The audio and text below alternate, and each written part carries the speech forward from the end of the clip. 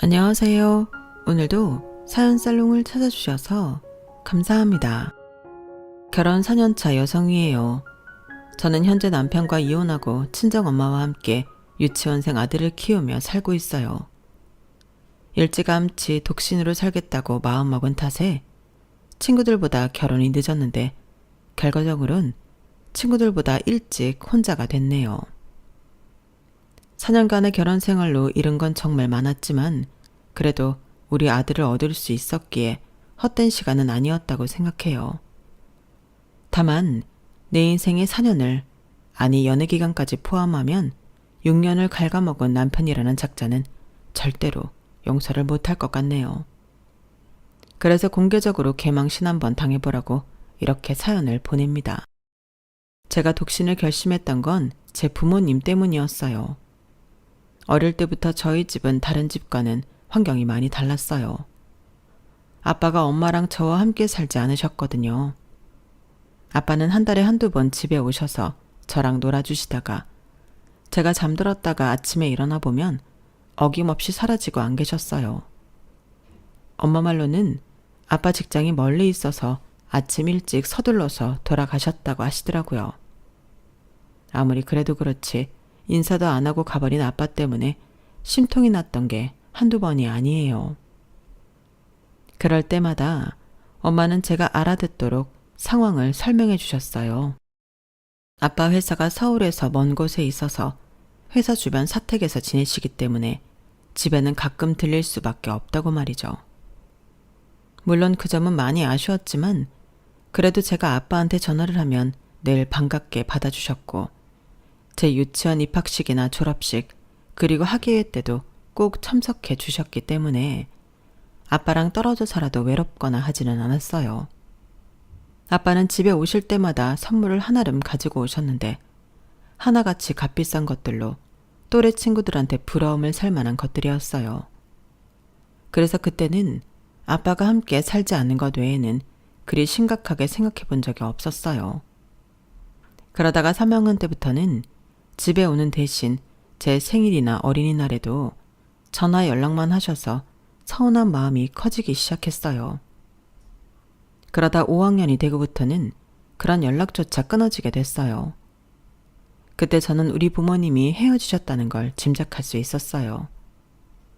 이처럼 이혼이 흔하게 들리던 시절은 아니긴 했지만 그래도 5학년 정도면 이혼이 뭔지는 알만한 나이였거든요. 그래서 하루는 친한 친구한테 진지하게 물어보았어요.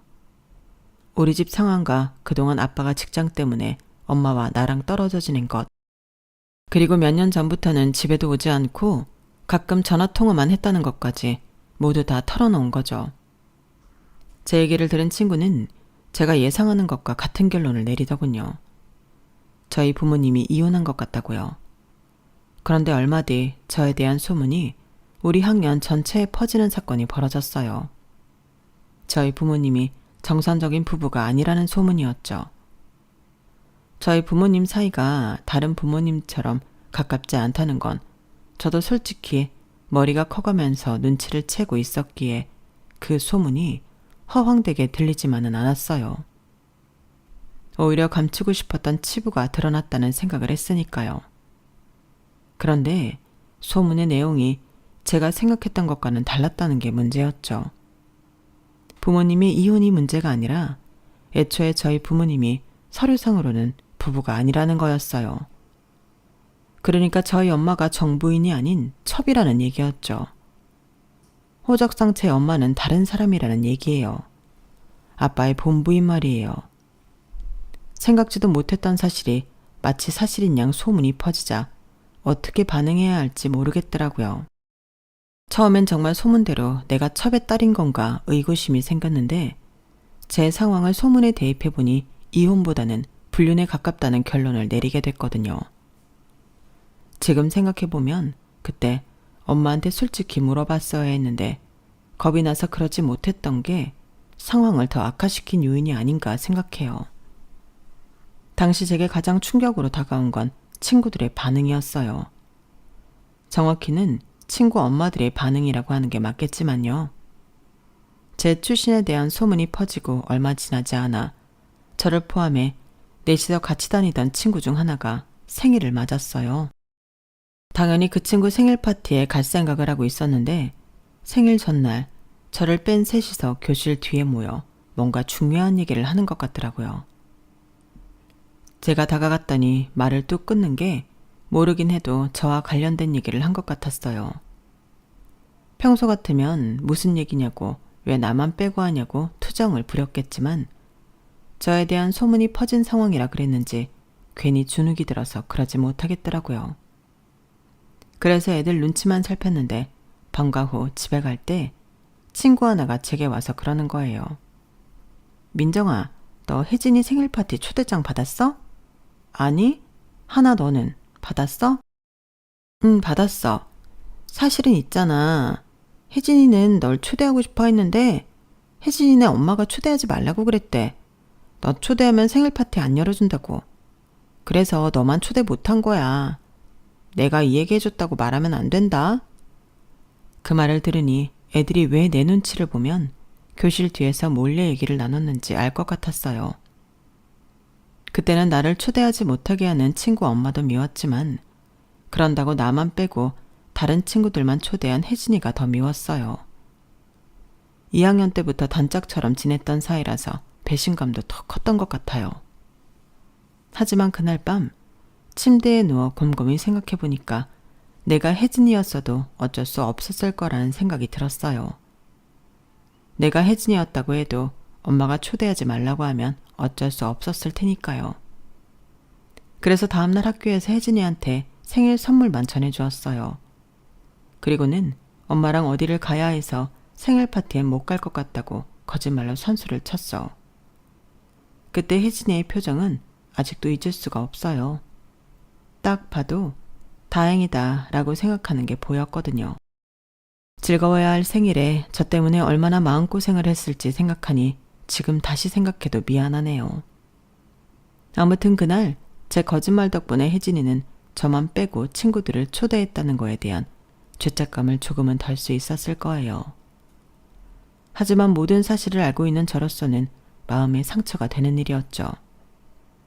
그 일 이후 저는 친했던 친구들과 점점 거리감을 느끼게 되었고 그러다가 6학년 때 반이 갈라지면서는 저만 그 무리에서 떨어져 나오게 되었어요.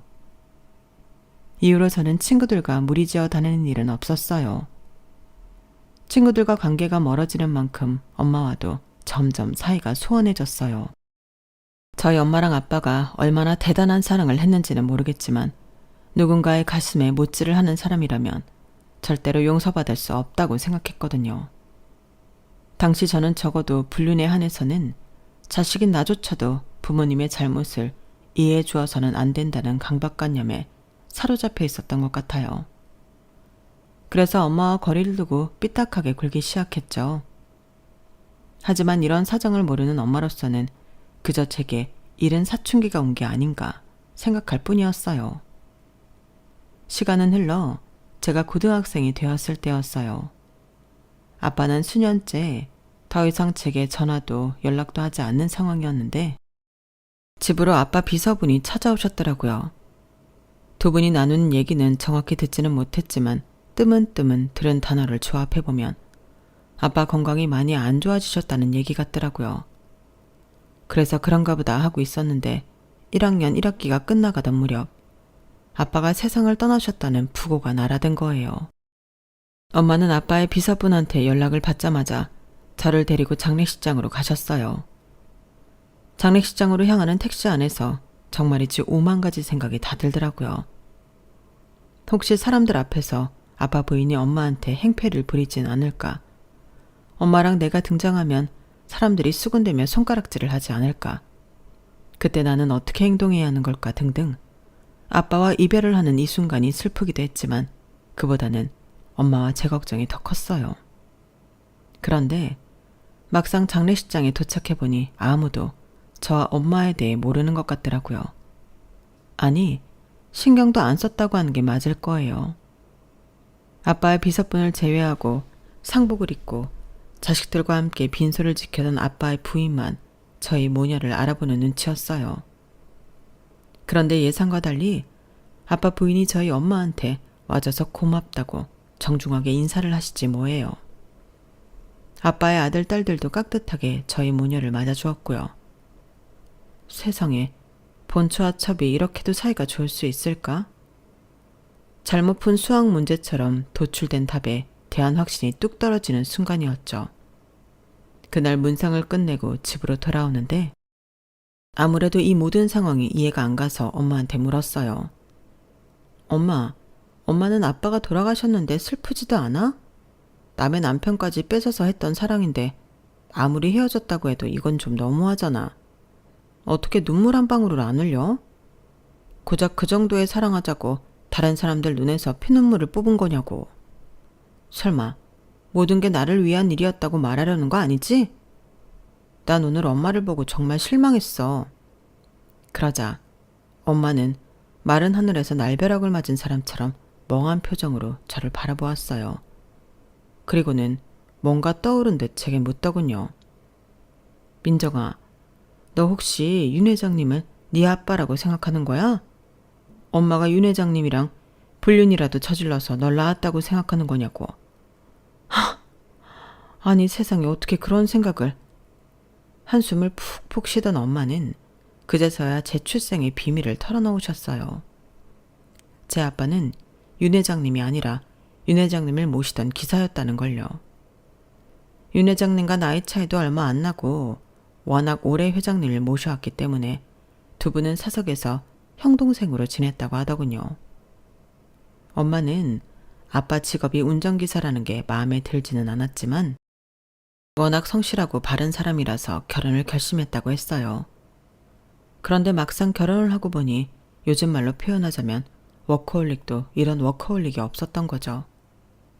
아빠 머릿속에는 오직 회장님 수행밖에는 없는 사람 같았대요. 당시엔 회장님이 선대 회장님한테 회사를 물려받기 전이라서 사장 직함을 달고 있었는데 회장직을 물려받으려고 다른 형제들과 경쟁을 하던 시기라 사장 기사인 아빠도 무척 바쁘게 뛰어다녔던 모양이에요. 밤이고 낮이고 연락이 오면 만사 제쳐두고 달려갈 정도로요. 당시 미용실을 하던 엄마가 강도한테 습격을 당해 다쳤는데도 아빠는 나중에서야 병원으로 오셨고 엄마 생일이나 기념일은 당연히 잊고 지내기 일쑤였대요. 심지어 저희 외할아버지께서 세상을 떠나셨을 때는 외동딸인 엄마 대신 상주 노릇을 해야 했는데 사장님 전화 한 통에 그대로 장례식장을 박차고 나가버렸다더군요. 그 일 이후 아빠한테 완전히 마음이 떠난 엄마는 결국 이혼을 요구하셨어요. 고작 몇 년 살고 이혼을 한 엄마는 얼마 뒤 저를 임신한 사실을 알게 된 거예요. 여자 혼자 자식을 낳아 기르는 게 겁이 났던 엄마는 아빠한테 임신 사실을 알렸고 두 분은 다시 재결합을 하게 되었죠. 하지만 다시 혼인신고를 하기도 전에 사고가 난 거예요. 회장님을 모시고 차를 몰고 가던 중 졸면서 역주행을 한 덤프트럭과 정면 충돌을 한 거예요. 그런데 뒷자리에 있던 회장님은 경미한 부상 외엔 멀쩡했는데 저희 아빠는 그 자리에서 즉사한 거예요. 경찰이 사고 상황을 수사하다 보니 아빠가 일부러 핸들을 틀어 회장님을 보호했다는 걸 알게 되었죠. 자신의 목숨을 구하고 세상을 떠난 직원한테 미안하고 고마웠던 회장님은 엄마한테 자신이 가지고 있던 경기도 일대 땅 중 일부를 주셨어요. 그리고는 제가 태어났을 때 병원비도 다 대주시고 가끔씩 저희 엄마 가게에 찾아와 사는 모습을 둘러보고 가시곤 하셨죠.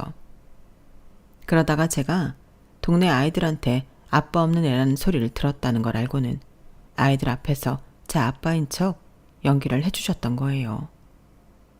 그 일을 시작으로 저를 위한 하얀 거짓말을 해주시러 제 유치원 입학식과 졸업식 때도 와주시고 국민학교 입학식 날에도 오셔서 맛있는 걸 사주고 가셨던 거예요. 저는 그런 회장님을 철석같이 아빠로 믿고 따랐고 자신을 구하려 목숨을 바친 직원을 생각해 어린 저를 위한 거짓말을 이어가셨던 거예요. 엄마는 제가 저러다 머리가 크면 알겠거니 했던 건데 제가 더 이상 회장님을 찾지 않자 진실을 얘기해줄 타이밍을 놓치고 만 거였죠. 엄마는 제가 진실을 알고 있다고 지레짐작했고 저는 제가 말하면 엄마가 가슴 아플 것 같아 입을 다물었던 거예요. 우리 모녀의 서로에 대한 배려가 이렇게 엄청난 상황을 만들었던 거고요. 17살이 되고서야 내 출생의 비밀을 온전히 알게 된 저는 그동안 오해로 인해 내가 받았던 말도 안 되는 차별에 화가 났어요. 진작 알았다면 그런 말도 안 되는 소문을 퍼뜨린 친구 엄마를 찾아가 한바탕 난리를 치는 건데 하고 말이죠. 하지만 이미 지나간 일, 이제 와서 제가 당한 일들을 되돌릴 수는 없는 거잖아요. 그래서 억울한 과거는 잊고 앞만 보고 살자 생각했어요. 다시 친구도 사귀고 또래들과 어울리려고 노력한 거죠. 그렇게 수년 만에 다시 원래의 내 모습을 되찾은 저는 대학에 진학하고 졸업 후 회사에 취직한 이후에도 주변에 사람이 끊이지 않았어요. 그런데 이상하게 결혼에 대한 생각은 안 바뀌더라고요. 엄마가 불륜으로 나를 낳았다고 착각을 했던 때 가졌던 독신의 꿈이 진실을 알고 난 후에도 바뀌지 않는 거예요. 굳이 결혼을 해야 하나? 엄마랑 둘이 살면서 하고 싶은 거 하고 엄마랑 여행 다닐 거 다니고 맛있는 거 먹으러 다니면 그게 최고의 인생이 아닐까 하고 말이에요. 그러다 보니 30이 넘도록 싱글로 지내게 되었죠. 그렇다고 연애를 안 했던 건 아니에요. 대학 시절부터 많지는 않아도 몇 번 연애를 경험했으니까요. 하지만 헤어질 때마다 결혼까지 안 하길 잘했다는 생각에 안도했던 것 같아요. 그런데 사람 인생 모르는 거라고 이런 제가 결혼을 꿈꾸게 되는 상대를 만나게 됐지 뭐예요. 그 사람이 바로 지금의 제 남편이었어요. 남편을 만난 건 제가 7년 다닌 직장을 그만두고 제 회사를 차린 지 반년이 막 지난 시점이었어요. 그동안 회사에 소속돼 직장인으로 살면서 회사가 내 등에 빨대를 꽂고 노동력 착취를 한다고 생각했어요. 그래서 회사를 박차고 나와 내 회사를 차린 거였죠. 그런데 막상 회사를 나와서 현실을 맞닥뜨리고 나니 내가 뭔가 대단한 착각을 해왔다는 걸 깨달을 수 있었어요. 제가 느낀 가장 큰 변화는 거래처 사람들의 대접이었어요. 어떻게 보면 그건 당연한 거였는지도 몰라요. 제가 대기업에 다닐 땐 회사를 등에 업고 갑의 위치에서 그들을 만났다면 퇴사 후에는 철저히 을의 위치가 되어 그들과 일적으로 만나게 된 거니까요. 지금까지 저는 제 능력으로 이들한테 그만한 대접을 받았다고 착각해왔던 거예요. 호가 호의가 따로 없었는데 말이죠. 그 간극을 실전에서 터져가며 명확히 알게 된 저는 마음의 상처도 많이 받고 자신감도 현저히 떨어진 상태였어요. 회사를 차릴 땐 반년 정도 버티면 어느 정도 자리를 잡지 않을까 생각했었는데 자리를 잡기는커녕 매달 돌아오는 직원들 월급날이 겁이 날 정도였어요. 그러던 차에 이전 회사에 다닐 때 한번 함께 협력을 했던 회사에서 연락이 온 거예요. 죽으란 법은 없다고 그 협업 덕분에 한동안 직원들 월급 걱정은 안 해도 되게 되었죠. 그때 상대 회사 측 책임자가 제 남편이었어요. 남편과는 초면이었는데 이전에 함께 일했던 직원 말에 따르면 성격도 좋고 일도 무척 잘한다고 하더라고요. 아니나 다를까 일처리가 확실히 빠르고 확실하더라고요. 중간에 양사 간의 이견 때문에 난간에 봉착했었는데 그때 저희 쪽 상황을 많이 이해해주고 편의를 봐준 것도 남편이었고 덕분에 큰 문제 없이 일을 마칠 수 있었어요. 그 일 이후 남편과는 종종 메신저로 연락도 하고 우리 회사 연말 회식 때도 초대해서 함께 크리스마스도 보냈어요. 그러다 사적인 얘기도 나누는 사이가 됐고 남편의 불우했던 과거사도 알게 되었어요. 남편은 어릴 때 사고로 부모님을 잃은 이후 큰아버지 집에서 살았다고 해요. 남들은 큰아버지 부부가 나를 데려다 키운 걸로 아는데 사실은 그 반대였어. 우리 부모님이 남긴 집에 큰아버지 가족이 들어와 살았으니까 우리 아버지 차도 가져가고 엄마 옷장에 걸려있던 모피코트며 명품 백들도 다 가져갔어. 내 방은 고등학생인 사촌형 쓰게 한다고 나는 사촌 누나랑 같이 방을 쓰라는 거야. 부모님이 돌아가신 뒤로 나는 모든 걸 다 큰아버지 가족한테 뺏겼어. 그 정도 뺏어갔으면 적어도 나를 대학은 보내줘야 하잖아. 근데 오히려 나보고 키워준 값을 내놓으라고 그러더라고. 주객이 전도됐다는 말을 그때 처절하게 실감했지. 그럼 법적으로 해결하지 그랬어. 이미 집이고 뭐고 돈 될 만한 건 다 담보 잡혀서 오히려 빚밖에 안 남았더라고. 내가 그렇게 어리지만 않았어도 부모님이 남겨주신 재산을 그렇게 허망하게 날리지는 않았을 텐데. 생각해보면 처음부터 내 돈이 아니었기 때문에 그런 게 아닐까 생각해. 사라진 돈에 대한 미련은 없어. 남편은 큰아버지 가족들한테 모든 걸 뺏기고도 은혜도 모르는 막대 먹인 놈이 되었다고 했어요. 대학에 들어간 이후 집을 나와 혼자 힘으로 살았다고 하니 대단한 사람이라는 생각이 들더군요. 자신을 키워준 큰아버지 가족과도 연락을 끊은 채 혼자 살고 있다는 얘기를 듣고는 명절에 모른 척 할 수가 없더라고요.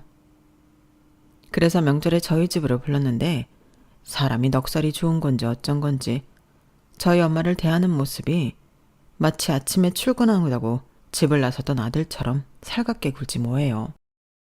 저희 엄마도 남편의 그런 넉살이 마음에 드셨는지 아들처럼 이것저것 먹이시느라 정신이 없으셨어요. 두 사람은 그날 처음 만났음에도 불구하고 마치 십수년을 알고 지낸 사람들처럼 죽이 잘 맞았어요. 어릴 때부터 엄마랑 둘이 외롭게 살아와서 그런지 그 모습이 참 보기 좋더라고요. 사실 엄마랑 저는 둘이 있을 때 그리 대화가 많은 편은 아니거든요. 그런데 그 사이에 남편이 끼니까 집안에 웃음이 끊이지 않고 따뜻한 온기가 가득한 기분이었어요. 그런 상황에 남편의 한마디가 제 걱정을 한 방에 날려버린 거예요. 난 결혼하면 처가에 들어가서 장모님 모시고 살고 싶어. 자라면서 많이 외로웠거든. 집안의 사람들로 북적였어도 늘 나만 외톨이였으니까. 외로움이라면 진저리가 나거든. 사위도 자식이라는데 장모님 모시고 사랑받으면서 아들처럼 살고 싶어. 제가 일찌감치 결혼을 않겠다고 못을 박아두었던 가장 큰 이유가 실은 엄마였어요. 엄마를 혼자 두고 결혼을 엄두가나지 않았거든요. 그렇다고 남의 아들한테 내 엄마를 함께 모시고 살자고 할 만큼 제가 뻔뻔하지도 못해서 나 혼자 책임지고 살자 했던 거죠. 그런데 먼저 나서서 장모를 모시고 살겠다니 저로서는 마음이 동할 수밖에요. 물론 결혼 얘기가 나오고 우리 엄마를 모시고 살겠다고 하자 엄마가 극구 반대하셔서 친정살이는 없던 일로 되었지만요. 남편은 못내 그게 아쉬웠는지 제 친정 가까운 곳에 신혼집을 얻자고 해서 엄마 집에서 도보 7분 거리에 있는 집을 구했어요. 연애할 때도 그랬지만 결혼을 한 뒤에도 남편은 저희 엄마한텐 정말 잘했어요. 호칭부터 장모님이 아닌 엄마였으니 말 다 했죠. 우리 집도 그렇고 남편 쪽도 그렇고 결혼식에 부를 사람이 없어서 따로 식은 올리지 않았어요. 그랬더니 엄마가 많이 아쉬워하시더라고요. 일생에 한 번뿐인 결혼인데 웨딩드레스 한 번 못 입고 끝내는 게 안 됐다고 그러시더군요. 그래서 웨딩 촬영에 돈을 좀 들여서 스튜디오 촬영이랑 야외 촬영 두 가지로 진행했어요. 엄마가 원하시는 웨딩드레스는 여러 종류 입어가며 찍었죠. 사진을 찍으면서도 이렇게 힘들고 귀찮은 걸 왜 해야 하는지 이해가 안 갔지만 사진을 보고 흡족해 하시는 엄마를 보니 그래도 찍기를 잘했다는 생각이 들었어요. 남편은 웨딩 촬영 업체에 부탁해 가장 잘 나온 사진 중 하나는 크게 현상해 액자까지 해서 받아왔는데 그걸 우리 집이 아닌 엄마 집 거실에 떡하니 걸더라고요. 30년 넘게 끼고 살던 딸이 하루아침에 집 떠나 살게 됐는데 장모님이 얼마나 외로우시겠냐면서요. 그 말을 들으니 딸인 저도 못한 생각을 해준 남편 앞에서 고개를 못 들겠더라고요. 직접 낳은 딸보다도 장모한테 잘하는 사위다 보니 엄마의 사위 사랑은 엄청났어요. 남편 또한 장모 사랑이 대단했고요. 특히 남편은 머리할 때가 되면 헤어샵에 안 가고 저희 엄마한테 가곤 했어요. 자기 머리 좀 잘라달라고요. 처음엔 왜 엄마를 귀찮게 하나 내심 불만이었는데 남편이 그러더라고요. 일선에서 물러나면 가장 먼저 무슨 생각이 드는지 알아? 내가 쓸모 없어졌구나, 이거라고. 적어도 나라도 장모님 아니면 안 된다고 매번 찾아가면 장모님이 사위 머리를 잘라주실 때만큼은 아, 내가 필요한 사람이구나 라는 생각이 드실 거 아니야. 우리 장모님 마음 다치지 않게 하기 위해서라도 내 머리는 장모님한테 맡길 거야. 그리고 아직 장모님 솜씨가 녹슬지 않았다고. 남편의 말에 또 한 번 감동하게 되더군요. 남편 말대로 엄마는 이제 연세가 드셔서 미용실도 그만두신 지 꽤 됐는데도 남편은 꼭 저희 엄마한테 머리를 맡기곤 했어요. 엄마, 나는 엄마가 머리 잘라줄 때가 얼마나 행복한지 몰라. 사각사각 가해질 소리만 들어도 너무 좋아서 미친놈처럼 실실 웃잖아. 어쩌면 우리 엄마는 못하는 게 없을까? 머리도 잘 자르고 음식 솜씨도 좋고. 다음 생에는 진짜 엄마 아들로 태어나고 싶다. 그게 내 소원이야. 아유, 우리 사위는 어디 가도 굶지는 않겠어. 이렇게 말할 때마다 사람 마음을 뺏어가는데 어떻게 안 예뻐하냐고. 입속의 혀처럼 달달한 말들만 쏟아내는 사위 앞에서 엄마는 얼굴에 미소가 떠나지 않았어요. 내가 못하는 효도를 남편이 대신해주는 것 같아서 때로는 미안하기도 하고 고맙기도 했어요. 내 인생에서 이렇게 행복한 시간이 있었나 싶을 정도로 남편 덕분에 행복을 만끽하는 시간이 이어졌어요. 그런데 그때 불청객이 찾아온 거예요. 회사로 찾아온 남자는 자신이 남편의 사촌 형이라고 했어요. 뒤늦게 우리 부부의 결혼 소식을 접하고는 서둘러 왔다면서 다짜고짜 남편을 믿지 말라고 하더군요. 그 자식 완전 사기꾼이에요. 오죽하면 친척이 내가 이런 소리를 하겠어요. 집도 절도 없는 고아놈을 데려다 키워준 내 부모님을 다 늙어서 길바닥에 나앉게 한 배은망덕한 놈이라고요. 우리 가족뿐만이 아니에요. 친척들 중에 그 자식 때문에 돈 안 뜯긴 사람이 없을 정도라고요. 그러니 그쪽도 더 늦기 전에 그 자식한테서 떨어지세요. 영문도 모른 채 남편이 사기꾼이라는 소리를 들은 자는 증거를 보여달라고 했어요. 그러자 남자는 되려 화를 내며 그러더군요. 그런 게 있으면 내가 먼저 그 자식을 교도소에 쳐넣지 당신을 찾아왔겠어요? 순간 그 말에 내가 뭐하러 이런 사람을 상대하고 있는 건가 싶더라고요. 결혼 전에 남편한테 들었던 말에 따르면 엄연히 내 남편이 피해자인데 말이죠. 그래서 뒤도 안 돌아보고 사무실로 돌아왔어요. 몇 번 같은 번호로 제게 전화가 오긴 했지만 제가 받지 않자 어느 순간부터 연락이 없더라고요. 남편한테 이 얘기를 할까도 생각했지만 그때는 이런 일마저 남편한테 상처가 될 거라는 생각이 들어서 말하지 않는 게 낫겠다 싶었어요. 그리고 무엇보다도 지금 우리 가정의 행복을 깨고 싶지 않은 마음이 가장 컸고요. 결혼하고 이듬해 제가 출산을 하자 엄마는 제가 일을 하는 동안 우리 아들을 봐주셨어요. 연세도 있으셔서 도우미를 쓰겠다고 했지만 엄마가 굳이 봐주시겠다고 하셨거든요. 그래서 도우미 비용을 차라리 엄마한테 드리고 우리 아들을 맡기게 되었어요. 그렇게 시작한 엄마의 손자 육아는 지금까지도 이어지고 있어요. 저희 아들이 어린이집에 들어가고부터는 그래도 엄마가 개인 시간을 가질 틈이 생겼지만 그 전에는 정말 많이 힘드셨을 거예요. 그런 수고로움을 잘 알기에 남편도 저도 평소에 엄마한테 금융치료를 해드리려고 노력했어요. 그런데 얼마 전에 남편이 뜬금없이 그러더라고요. 교수도 안식년이 있는데 직장인도 15년 근속했으면 1년 정도는 쉬어도 되는 거 아니냐고요. 한마디로 재충전의 시간을 갖고 싶다고 회사를 그만두고 싶다는 얘기였어요. 당신 벌이도 있고 내 월급 없다고 당장 우리가 어떻게 되는 건 아니잖아. 딱 1년만 쉬고 다시 취직할 테니까 나한테 안식년 좀 주라. 어? 사실 제가 버는 돈에 비하면 남편 월급은 그리 많은 편은 아니었어요. 게다가 본인이 그렇게 원하는데 매정하게 안 된다고 할 수는 없어서 그럼 1년 동안 마음껏 쉬고 다시 일하라고 했어요. 그때까지만 해도 남편이 일을 그만두면 집에서 늦잠 자고 빈둥거리기만 할 줄 알았거든요. 그런데 웬걸. 직장 다닐 때만큼이나 규칙적이고 부지런하게 살더라고요. 엄마한테 맡겼던 우리 아들도 자기가 어린이집 등하원까지 시키고 말이죠. 그뿐인가요? 제가 일하러 나가 있는 동안 엄마 집에 가서 하루 종일 지내고 오더라고요. 비가 오면 엄마랑 김치 부침개를 부쳐 먹고, 김치 담근 날은 수육 삶아서 막걸리 한잔하고, 장모 치매 예방해 준다고 화투판 버리다가 돈 몇백 원에 장모와 사이가 투덕거리기도 하고, 누가 봐도 참 재미있게 지내더라고요. 딸인 제가 다 부러울 정도로요. 그러던 어느 날이었어요.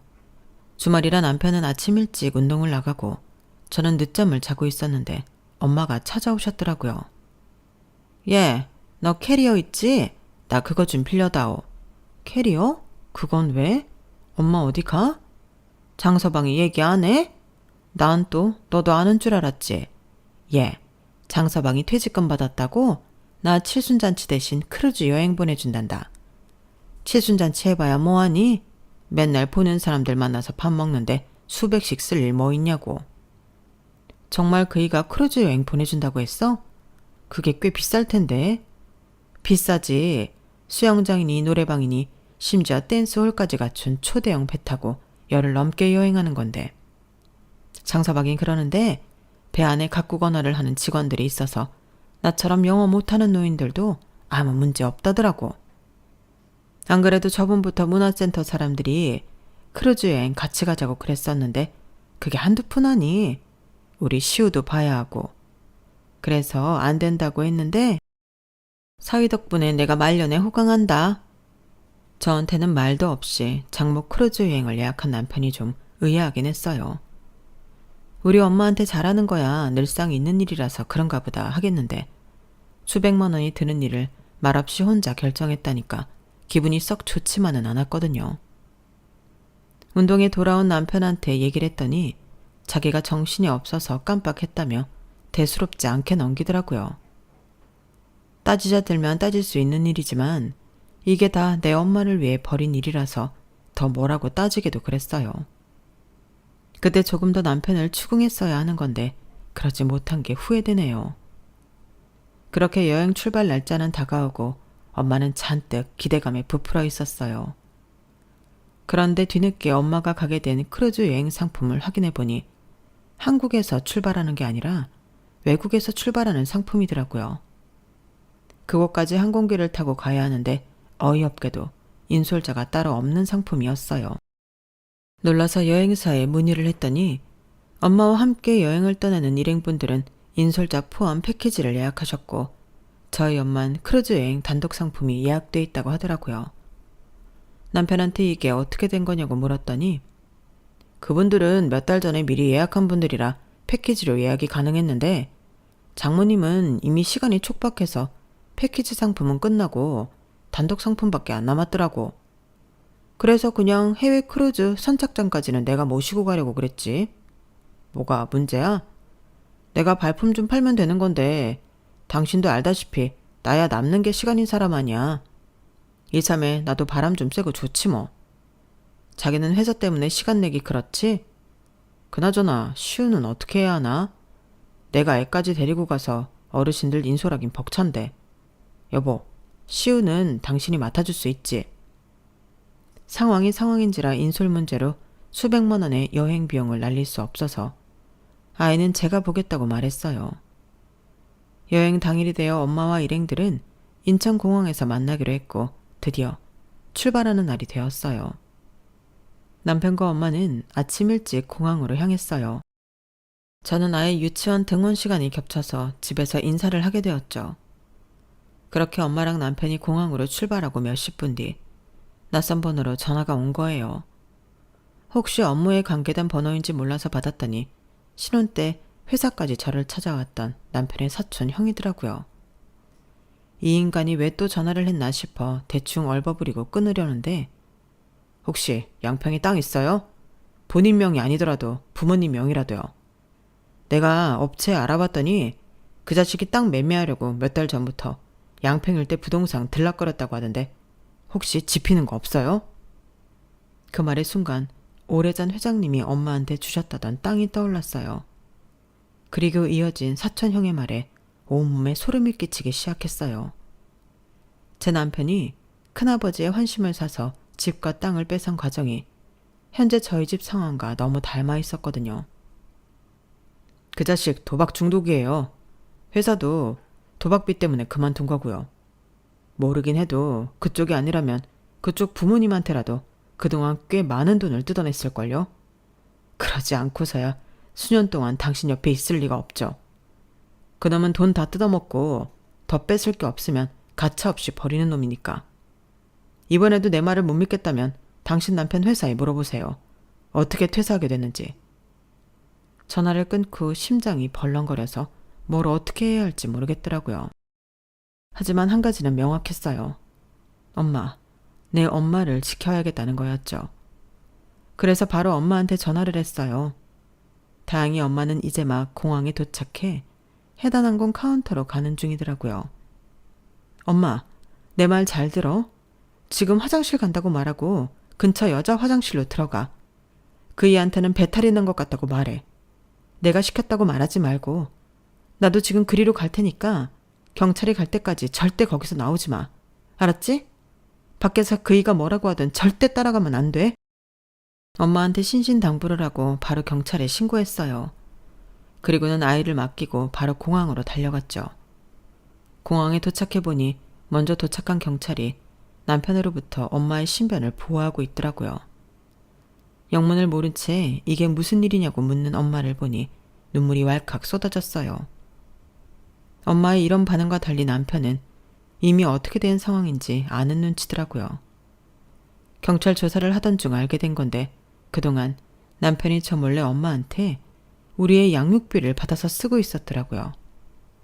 말로는 엄마한테 주식 투자를 해주겠다고 받아갔다지만 남편은 그 돈을 모조리 도박에 써버렸더라고요. 퇴직금도 도박비 갚으랴 다 쓰고 더는 돈 나올 구멍이 없자 엄마 집을 뒤져 돈 될 만한 걸 찾던 남편은 땅 문서를 발견한 거예요. 수십 년 전과 달리 어마어마하게 오른 땅값에 남편은 이번 계획을 준비하게 된 거죠. 크루즈 여행 중에는 휴대폰도 터지지 않는 망망대해를 여행하게 된다는 사실에 이거다 싶었을 거예요. 엄마를 크루즈에 태워보내고 엄마 인감도장을 이용해 땅을 매매할 생각이었던 거죠. 한국에서는 휴대폰만 있으면 은행 거래며 증명서 발급, 어지간한 개인 증명은 다 된다는 걸 이용했던 거예요. 엄마한테는 어차피 터지지도 않는 폰이니 자신이 가지고 있겠다고 하면 그만이니까요. 정말 쓰레기 같은 놈이었어요. 재판에 회부된 남편은 처음부터 사기를 목적으로 저랑 결혼을 했다고 털어놓았어요. 그런데 저희 엄마가 자신을 너무 아껴주시는 바람에 자기도 이제 손을 씻고 제대로 살아볼 결심을 했었다고 하더군요. 하지만 도박 중독은 그런 결심마저 무너뜨리게 했고 씻을 수 없는 죄를 짓게 만든 거예요. 현재 남편은 저와는 이혼한 상태로 교도소에 수감 중이에요. 저희 엄마한테 했던 것 때문에 실형을 살게 된 건 아니고 이전에 벌인 큰아버지 건으로 소송을 당한 게 실형 판결이 나와서 그렇게 된 거였죠. 정말이지 지금도 남편을 생각하면 욕밖에 안 나와요. 그런데 함께 살았던 지난 4년의 시간을 떠올려 보면 어이없게도 행복했다는 생각이 들기도 하네요. 무엇보다 저희 엄마가 많이 웃고 지낸 시기였거든요. 엄마가 그러시더라고요. 사기꾼 놈한테 돈 뜯겼다고 생각하지 말자. 그래봤자 마음만 다치니까. 우린 그냥 지난 4년 그 돈 주고 행복을 샀다고 생각하자. 따지고 보면 그리 미치는 것도 아니잖니. 엄마 말대로 우리 모녀는 지난 4년간 돈으로 행복을 샀던 건지도 모르겠네요. 하지만 이건 어디까지나 저희 모녀의 정신승리인 거고 죄를 지은 놈은 죗값을 톡톡히 받아야 한다고 생각합니다. 그래야 다시는 저희 모녀 같은 피해자가 생기지 않을 테니까요. 지금까지 제 사연을 들어주셔서 감사합니다. 주변의 좋은 분들과 항상 건강하시고 행복하시길 바랍니다. 안녕히 계세요. 여러분, 사연 댓글에 응원과 현명한 조언 부탁드려요. 좋아요와 구독은 저에게 큰 힘이 됩니다. 오늘도 좋은 일 가득하세요.